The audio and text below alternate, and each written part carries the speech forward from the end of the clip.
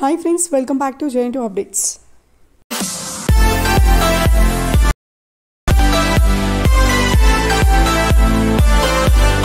BTech first year first semester, first year second semester, regular మరియు supplementary వాళ్ళకి external exams రిలేటెడ్గా update.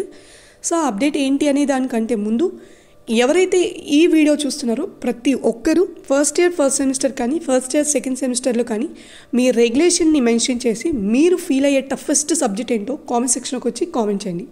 మీరు mention చేయాల్సింది ఏంటంటే కామెంట్ సెక్షన్లో ఏ సెమిస్టరు, ఏ రెగ్యులేషను, ఏ సబ్జెక్టు, కేవలం ఫస్ట్ ఇయర్ రిలేటెడ్ మాత్రమే కామెంట్ సెక్షన్లో వచ్చి కామెంట్ చేయండి. అండ్ తర్వాత నెక్స్ట్లో second year, third year, final year గురించి మనం మాట్లాడదాం.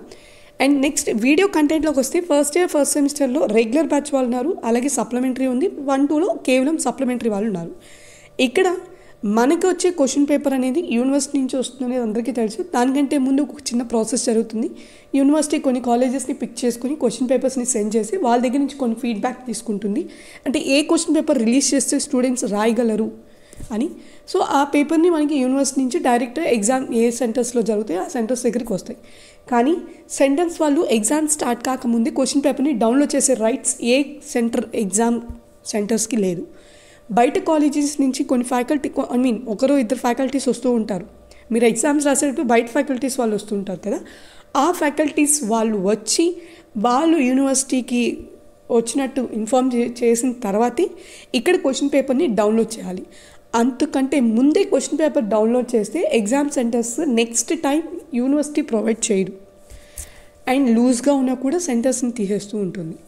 సో ఇదంతా పక్కన పెడితే ఇంక మనం డైరెక్ట్ ఎగ్జామ్ కంటెంట్కి వస్తే కొంతమందికి మ్యాక్సిమం M1 అనేది టఫెస్ట్ సబ్జెక్ట్ అని ఫీల్ అవుతాము. ఇంకొన్ని పోతే R20 రెగ్యులేషన్స్, R23 రెగ్యులేషన్స్లో కొన్ని థియరీ సబ్జెక్ట్స్ కూడా మనకి టఫ్గా ఫీల్ అయ్యే వాళ్ళు ఉన్నారు. మెయిన్గా ఒకటే చెప్తాను, ప్రాబ్లమాటిక్ క్వశ్చన్ పేపర్ టఫ్గా వచ్చింది అంటే, టఫ్గా అంటే మీరేం ఫెయిల్ అయ్యే అంత క్వశ్చన్ పేపర్ ఇవ్వరండి.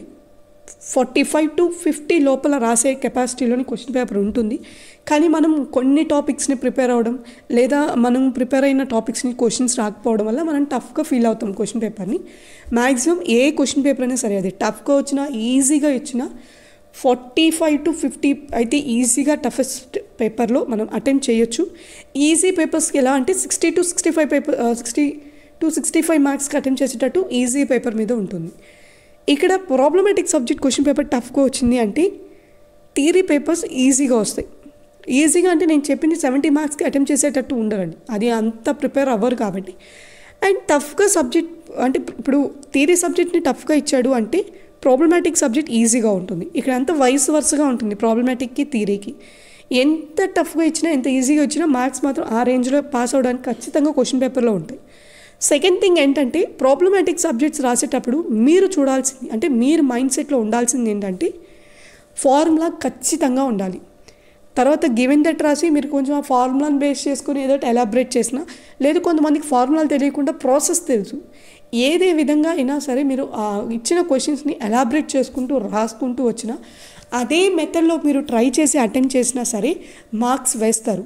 ఇది మాత్రం ఖచ్చితంగా వేస్తారండి, ఎవరో చెప్పేది కాదు.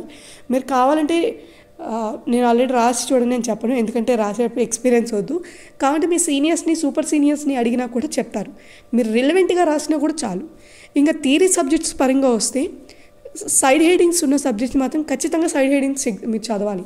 సైడ్ హెడింగ్స్ మాత్రం ఖచ్చితంగా చూస్తారు. సైడ్ హెడింగ్స్ చూసిన తర్వాత మీరు రాసిన కంటెంట్ అది 1 లైన్ చదువుతారా, 1 వర్డ్ చదువుతాడు అనేది అంత ఖచ్చితంగా చెప్పలేం. కానీ సైడ్ హెడింగ్స్ మాత్రం ప్రతి ఫ్యాకల్టీ చూస్తారు. డయాగ్రామ్స్ ఉన్న సబ్జెక్ట్స్ అయితే మిడిల్లో డయాగ్రామ్ వేయండి. బుక్లెట్కి మిడిల్లో డయాగ్రామ్ రాసి కింద పైన కొంత కంటెంట్ రాసేసి మీరు ఆ డయాగ్రామ్ని బేస్ చేసుకొని కొంచెం రిలవెంట్గా, అంటే కేవలం మీరు డ్రా చేసిన డయాగ్రామ్ బేస్ చేసుకొని కంటెంట్ రాసినా సరే ఒకవేళ 10 మార్క్స్కి క్వశ్చన్కి 7 to 8 మార్క్స్ ఈజీగా వేస్తాడు. డయాగ్రామ్ మాత్రం ఎప్పుడైనా సరే మిడిల్లోనే ఉండాలి. గ్రాఫ్స్ ఉన్నప్పుడు స్కేల్స్ చూసుకొని లైన్స్, మీరు రాసే స్కేల్ యొక్క నెంబర్స్ ఉంటాయి కదా, అవి కానివ్వండి నీట్గా డ్రా చేయండి. లైన్స్, మీరు కర్వ్స్ అలాంటివి ఉన్నప్పుడు కూడా నీట్గా డ్రా చేయండి. అది రైట్ ఆర్ రాంగ్ అనేది తర్వాత అటెంప్ట్ అయితే ఖచ్చితంగా చేయండి.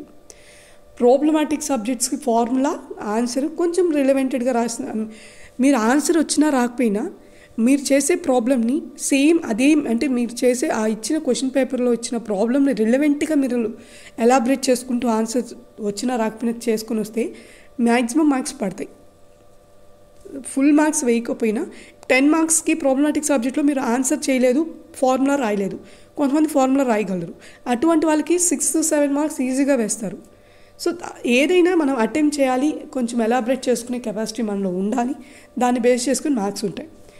దీన్ని మీరు అటెంప్ట్ చేసేది ఎంత పర్సెంటేజ్ ఉంటుందో మీ ఆన్సర్ బుక్లెట్ పైన మీరు రాసే డీటెయిల్స్ మీద కూడా ఆధారపడి ఉంటుంది.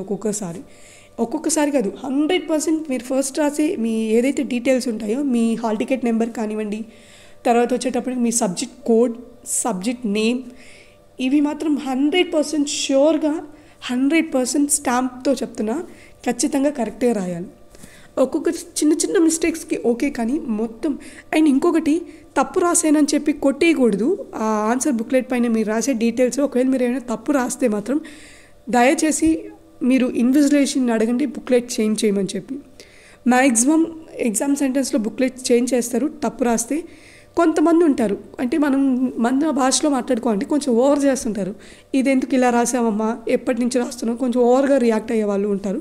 అయినా మనం తప్పు చేసాం కాబట్టి మనం ఆ 5 minutes 10 minutes మన బుక్లెట్ మన చేతికి వచ్చేంత వరకు కామ్గా ఉండాలి.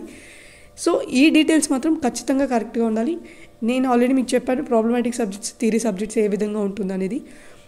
And one more thing, question paper టఫ్గా వచ్చింది కదా అని చెప్పి బుక్లెట్ని మాత్రం ఎంప్టీగా వదిలేసి రాకండి, ఖచ్చితంగా చెప్తున్నా. అండ్ వన్ మోర్ థింగ్ ఏంటంటే, ఫస్ట్ 10 మార్క్స్తోనే అటెంప్ట్ చేయండి, 2 మార్క్స్ తర్వాత అటెంప్ట్ చేయండి. ఎందుకు 2 మార్క్స్ లాస్ట్లో చెప్పానంటే, 10 మార్క్స్కి ఎక్కువ ప్రిఫరెన్స్ ఇస్తారు ప్రిపరేషన్ టైంలో, 2 మార్క్స్ని పెద్దగా పట్టించుకోరు.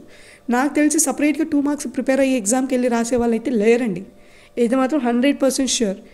అండ్ కానీ 100% చెప్పకూడదు, 99%. ఎందుకంటే సిలబస్ కాపీని ఉన్న టాపిక్స్ని ప్రిపేర్ అయ్యి ఎగ్జామ్కి వెళ్ళే వాళ్ళు 2 మార్క్స్ ఖచ్చితంగా అటెంప్ట్ చేయగలడు. కానీ కొంత ఇంపార్టెంట్ టాపిక్సే, ఇంపార్టెంట్ క్వశ్చన్సే, మా ఫ్యాకల్టీ చెప్పిన చదువుకొని వెళ్తానన్న వాళ్ళు 2 మార్క్స్ని అటెంప్ట్ చేయలేరు. ఫ్యాకల్టీస్ కూడా 2 మార్క్స్కే పెద్ద ప్రిఫరెన్స్ ఇవ్వరు, 10 మార్క్స్ మీద ఎక్కువ ప్రిఫరెన్స్ ఇస్తారు. కాబట్టి మ్యాక్సిమం నేను చెప్పినంత వరకు 10 మార్క్స్తోనే క్వశ్చన్ పేపర్లో మీరు ఆన్సర్ బుక్లెట్లో స్టార్ట్ చేయండి, 2 మార్క్స్ లాస్ట్లో రాయండి. వన్ మోర్ థింగ్, మీకు ఒకవేళ మధ్యలో ఒక 2 questions రాసి థర్డ్ క్వశ్చన్ రాలేదు, థర్డ్ క్వశ్చన్కి గ్యాప్ వదలకండి, నెక్స్ట్ సెక్షనో లేదా నెక్స్ట్ నెంబర్ వేసి మీకు వచ్చిన రాసేసుకుంటూ వెళ్ళండి. కానీ మీరు సెక్షన్ బి స్టార్ట్ చేసినప్పుడు సెక్షన్ బి రాయండి. మీకు 2 questions వచ్చినా 3 questions వచ్చినా వరుసగా రాయండి. తర్వాత మిగతా 2 questionsకి 1 questionకి గ్యాప్ ఇవ్వకండి. నెక్స్ట్ మీకు పార్ట్ ఏలో 2 మార్క్స్ వచ్చా, 2 మార్క్స్ మాత్రం వరుసగా ఉండేటట్టు చూడండి. 10 questions ఒకే దగ్గర ఉండాలి. మీరు 10 మార్క్స్ క్వశ్చన్స్ అటు ఇటు రాసుకున్నా, అంటే 2 మార్క్స్ ముందు రాసినా 2 మార్క్స్ వెనకాల రాసినా వేస్తాడు, 1 question 2 questions. కానీ 2 మార్క్స్ మాత్రం స్టార్టింగ్లో అస్సలు అటెంప్ట్ చేయకండి.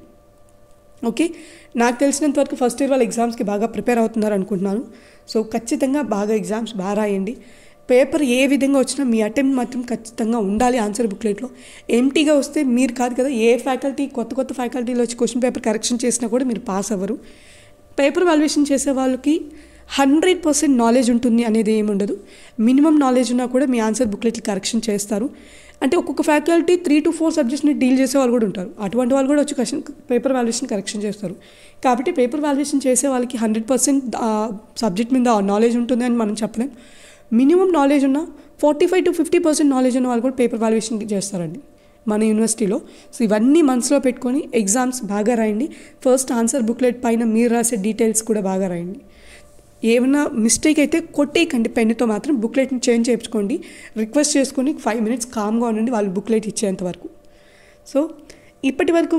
అండ్ వన్ మోర్ థింగ్, ఎక్కడ మధ్యలో మీరు రాసిన ఆన్సర్ తప్పు అని మీకు అనిపించినా కూడా స్ట్రైక్అవుట్ చేయకండి, ఆ నెంబర్ని అలాగే పెట్టి దాన్ని అలాగే వదిలేయండి, నెక్స్ట్ స్టార్ట్ చేసుకోండి. ఓకే, సో ఇదనమాట. ఎగ్జామ్స్కి బాగా ప్రిపేర్ అవ్వండి. I wish you all the best for first year first semester, first year second semester. And thank you so much for watching JN2 Update. Keep supporting for JN2 Updates.